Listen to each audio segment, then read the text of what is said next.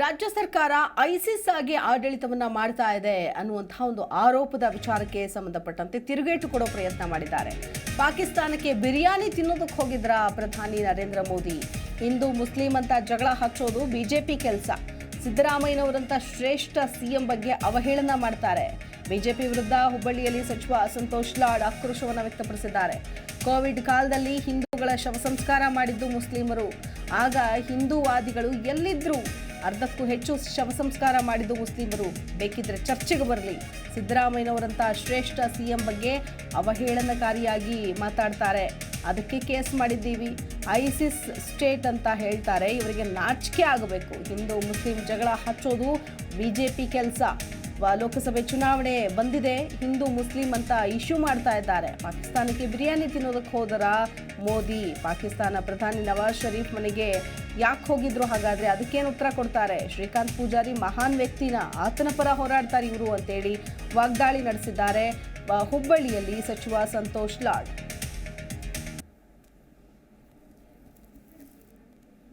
Muslim ಬಿಟ್ಟರೆ ಇನ್ನೇನೈತೆ? ಈಗ ಚುನಾವಣೆ ಮುಗಿಯವರಿ ಬರೀ ಹಿಂದೂ ಮುಸ್ಲಿಮೇ ಈ ದೇಶದಲ್ಲಿ. ಈಗ ಮಾತಾಡ್ತಾರೆ ಕೋವಿಡ್ ಸಂದರ್ಭದಲ್ಲಿ ಅರ್ಧಕ್ಕರ್ಧ ಹಿಂದೂಗಳು ಶವ ಸಂಸ್ಕಾರ ಮಾಡಿದ್ದ ಮುಸ್ಲಿಮರು. ಅವಾಗ ಎಲ್ಲಿದ್ರು ಹಿಂದೂವಾದಿಗಳು? ಈ ದೇಶದಲ್ಲಿ I want to be on table. ಎಷ್ಟು 44 ಲಕ್ಷ ಜನ ಈ ದೇಶದಲ್ಲಿ ಸತ್ತೋದ ಸಂದರ್ಭದಲ್ಲಿ, ತೀರ್ಕೊಂಡೋದ ಸಂದರ್ಭದಲ್ಲಿ ಮೋಸ್ಟ್ ಆಫ್ ದ ಬಾಡಿಗಳು ಮುಸಲ್ಮಾನರೇ ಒಯ್ದಿರ್ತಕ್ಕಂಥದ್ದು. ಇದ್ರ ಬಗ್ಗೆ ಯಾರು ಚರ್ಚೆ ಮಾಡ್ತಾರಾ? ಕೇಳ್ರಲ್ಲ. ಮತ್ತು ಅವಾಗ ಎಲ್ಲಿದ್ರು ಹಿಂದೂವಾದಿಗಳು? ಇವೆಲ್ಲ ಮಾತಾಡ್ತಾರಲ್ಲ, ಎಲ್ಲಿದ್ರು ಅವರೆಲ್ಲ? ಸ್ವಂತ ತಂದೆ ತಾಯಿಗಳಿಗೆ ಹೋಗ್ತಕ್ಕಂಥ ಪರಿಸ್ಥಿತಿಯಲ್ಲಿ ಮೋಸ್ಟ್ ಆಫ್ ದ ಹಳ್ಳಿಗಳಲ್ಲಿ ಈ ದೇಶದಲ್ಲಿ, ಭಾರತ ದೇಶದಲ್ಲಿ ಶವ ಸಂಸ್ಕಾರ ಮಾಡಿರ್ತಕ್ಕಂಥ ಮುಸಲ್ಮಾನ ಜನಾಂಗದವರು. ಇದ್ರ ಬಗ್ಗೆ ಚರ್ಚೆ ಮಾಡೋಣ. ಅವಾಗೆಲ್ಲ ಬೇಕಾಗಿದ್ದಲ್ಲ, ಅವಾಗ ಯಾಕೆ ಹೋಗ್ಬೇಕು? ನಾವು ಶವ ಸಂಸ್ಕಾರ ಮಾಡಿದ್ರಲ್ಲ, ತಡೆಯೋಣ, ಮಾತಾಡಕ್ಕೆ ಬಿಡು. ಶವ ಸಂಸ್ಕಾರ ಮಾಡಲಿಲ್ಲ ಅವರು ಅವಾಗ ಯಾಕೆ ವಾಪಸ್ ಮಾಡಲಿಲ್ಲ ನೀವು? ಅವಾಗ ಯಾಕೆ ವಾಪಸ್ ಮಾಡಲಿಲ್ಲ? ಸುಮ್ಮನೆ ಚುನಾವಣೆ ಬಂದದ್ದು ಮಾತನಾಡ್ತಾರೆ ಅಷ್ಟೇ. ನಿಮ್ಗೇನು ಓಟ್ ಬೇಕು ಸ್ವಾಮಿ ತೋಳ್ರಿ. ಅಗಲಾಲ ಬರೋ ಜಾತಿ ಆಡೋದು ಹಿಂದೂ ಮುಸ್ಲಿಂ ಸಾಕು ಮಾಡ್ರಿ. You want to win election ಮಾತಾಡ್ರಿ. ನೀವು ಏನು ಪ್ರೋಗ್ರಾಮ್ ಮಾಡಿದ್ರೆ ಮಾತಾಡ್ರಲ್ಲ. ಕಳೆದ 10 ವರ್ಷ ನರೇಂದ್ರ ಮೋದಿ ಅವ್ರು ಏನು ಮಾಡಿದ್ರು ಅದ್ರ ಬಗ್ಗೆ ಮಾತನಾಡ್ರಿ. ನರೇಂದ್ರ ಮೋದಿ ಸಾಹೇಬ್ರು ಹೋಗಿರೋದು ಪಾಕಿಸ್ತಾನಕ್ಕೆ ಕೇಕ್ ತಿನ್ನಕ್ಕೆ ನಾವಲ್ಲ. ಲಂಡನ್ನಿಂದ ರಾತ್ರಿ ಮುಷರಫ್ ಮನೆಗೆ ಹೋಗಿ ಕೇಕ್ ತಿಂದವ್ರು ನಾವಲ್ಲ. ಬಿರಿಯಾನಿ ತಿನ್ನಕ್ಕೆ ಹೋಗಿದ್ರಲ್ಲ, ನಾವು ಹೋಗಿದ್ವೇನು? ಮತ್ತು ಅದ್ರ ಬಗ್ಗೆ ಮಾತಾಡ್ರಿ, ಅದ್ರ ಬಗ್ಗೆ ಚರ್ಚೆ ಮಾಡಿರಿ ನೀವು.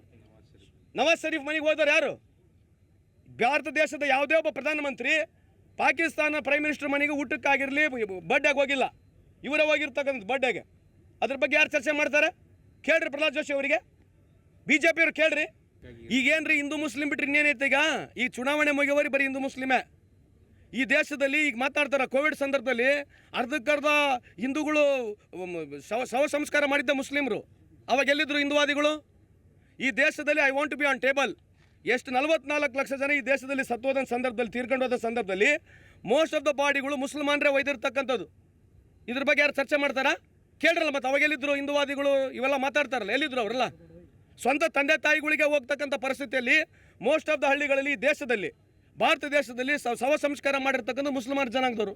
ಇದ್ರ ಬಗ್ಗೆ ಚರ್ಚೆ ಮಾಡೋಣ.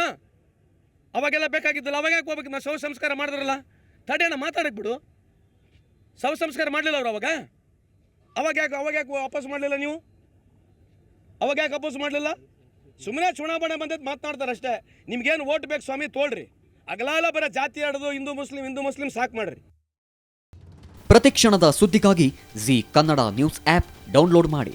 Live TV, latest updates, entertainment, lifestyle, technology ಸುದ್ದಿ ನಿಮ್ಮ ಅಂಗೈಯಲ್ಲಿ.